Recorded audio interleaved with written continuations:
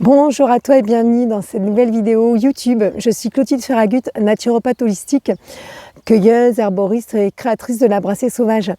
Je te fais cette petite vidéo rapide pour te parler de l'Achillée millefeuille. Dans cette série, dans cette playlist et cette série hashtag plantes du printemps, je te montre un petit peu les plantes que tu peux cueillir suivant les saisons. Là, on est dans le printemps et au printemps, tu vas pouvoir cueillir donc cette petite plante, l'Achillée millefeuille. L'Achillée millefeuille, donc je vais te mettre une photo d'elle là, c'est en plein été, tu vas la voir quand elle est épanouie. Elle a une bonne grosse inflorescence blanche, un petit peu rosée éventuellement.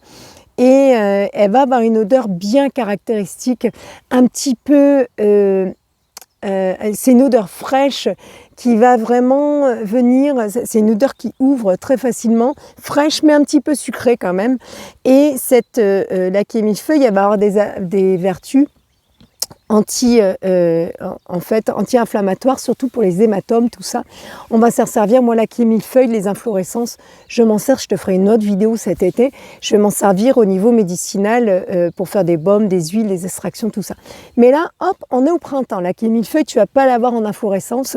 Ça va être d'ici un mois, suivant la région où tu es, tu vas pouvoir commencer à avoir des inflorescences, peut-être un peu plus tôt, un peu plus dans le sud de la France. Nous, on a Souillac ici. On est dans le Lot. Donc, on n'est pas vraiment dans le sud-sud. L'Achillée millefeuille, là, tu vas la rencontrer. Donc, je te mets des photos, des petits zooms. Tu vas la voir à ras le sol, dans les champs principalement. Et là, elle a vraiment ses jeunes pousses, ses jeunes feuilles qui sont en train de sortir. Et c'est ça que tu vas accueillir. Ce sont ces jeunes feuilles. Les jeunes feuilles, elles sont tendres, en fait, là, au début du printemps. Et parce que plus tu vas avancer dans la saison, plus l'inflorescence, la tige va grandir, il y a d'autres feuilles, mais elles vont avoir des parties beaucoup plus charnues, donc moins faciles à travailler. Alors là, vraiment, là, quand tu l'accueilles, la tige, elle est toute tendre, elle est pas trop compliquée en bouche à manger. Donc là, tu peux t'en servir, tu vas pouvoir la prendre et la mettre dans des pestos. Comment tu la reconnais? L'Achillée millefeuille, c'est vraiment là, millefeuille, d'accord? Ok, son nom indique bien comment elle est. Sa feuille est découpée énormément. Tu peux pas, tu peux pas te tromper et la confondre, l'Achillée millefeuille. Éventuellement, tu vas pouvoir, de loin, on peut la confondre avec certaines ombellifères. Mais là, tu es au stade de jeunes pousses, donc les principes actifs, ils ne sont pas énormément présents dans les plantes. Mais là, l'Achillée millefeuille, elle a vraiment une première tige longue et autour tu vas avoir des folioles qui sont très découpées.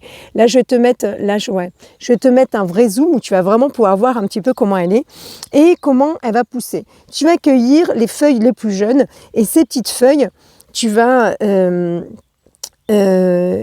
pouvoir en fait les travailler donc en pesto comme je te disais. Donc tu peux découper clac en petits bouts. Tu peux également, si jamais tu trouves que la tige principale elle est un peu trop charnue, tu vas enlever en fait ce qu'il y a autour. Tu vas enlever tous les petits folioles et en fait tu vas garder plus que les petits folioles là que tu vas pouvoir travailler. Tu peux les travailler en pesto, tu peux les travailler dans des petits tartares en fait de yaourt, végétaux ou animaux. Tu vas pouvoir les travailler également en crackers. Moi, je sais que j'aime bien l'Achillée millefeuille en crackers. Alors, j'aime bien quand elle est en feuille comme ça. Et également mettre des fleurs. Les fleurs sont beaucoup plus amères.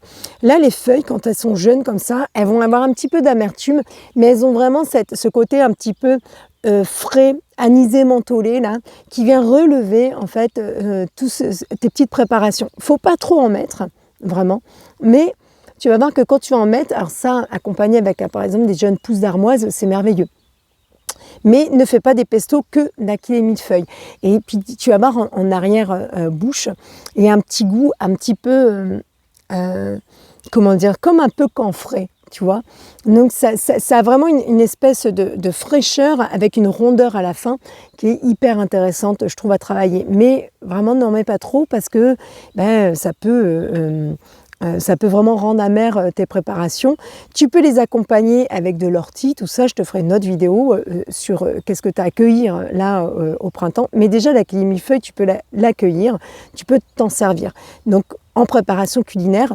Si ça t'intéresse, je te mets un petit lien vers un carnet de 5 recettes que je t'offre avec grand plaisir, qui est également qui va être dans la description de cette vidéo et qui est dans la description de ma chaîne quand tu es à l'entrée, à l'accueil de ma chaîne. Donc c'est un petit carnet de 5 recettes et dedans je vais te mettre la recette de mon pesto, la recette de mes crackers, et donc tu vas pouvoir travailler ton ackee et millefeuille selon ces petites recettes, et puis après tu vas même pouvoir améliorer d'autres recettes que je te mets avec de l'ackee et millefeuille si tu as envie.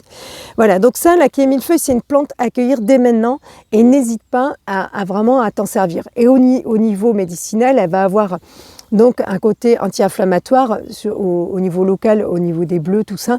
Et puis elle va avoir également un côté fébrifuge. Donc là, dans les jeunes feuilles, vraiment les principes actifs sont beaucoup moins présents, mais ils le sont un petit peu. Donc tu peux également t'en servir au niveau médicinal. Là, je vais t'en parler surtout au niveau culinaire et comme plante comestible que tu peux accompagner avec d'autres plantes. J'espère que cette vidéo t'a plu. N'hésite pas, si jamais tu as des questions, j'essaie de te faire une vidéo très rapide, très brève sur ce que tu peux cueillir. N'hésite pas à me poser des questions si tu as besoin. Et si ça t'intéresse, je te mets tous les liens, tous les descriptifs, tout ce que tu peux avoir besoin comme information dans la description ci-après, et dont ce petit carnet de recettes gratuites. Je te remercie, je te souhaite une belle journée, je te dis à bientôt.